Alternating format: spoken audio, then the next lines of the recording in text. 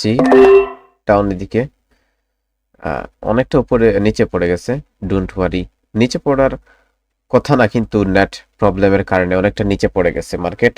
যে লেভেলটা দেখেন, এই যে লেভেলটা, মার্কেট এই লেভেলটা ফিল করছে, ফিল করার পর নিচে চলে গেছে। মার্কেট অনেক সময় নিচে অবস্থান করছিল এবং এই যে ব্রেকআউটটা ছিল, এই ব্রেকআউটটা ছিল একটা ট্রু ব্রেকআউট, কিন্তু end of the time market কি করছে, এখানে একটা বায়ার্স ক্যান্ডেল চলে আসছে।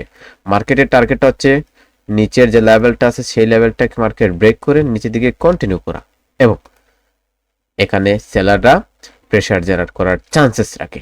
ওকে, সো আপনারা যারা সম্পূর্ণ ফ্রিতে বাইনারি ট্রেডিং শিখতে চাচ্ছেন, আগামী 10 তারিখ থেকে আমাদের বেচটা স্টার্ট হচ্ছে সম্পূর্ণ ফ্রিতে। No link, no ID delete. আপনার আইডি ডিলেট করতে হবে না, আমাকে কোনো রেভিনিউ অ্যাকাউন্টও দিতে হবে না, জাস্ট শিকার পারপাসে আপনার জন্য ফ্রি।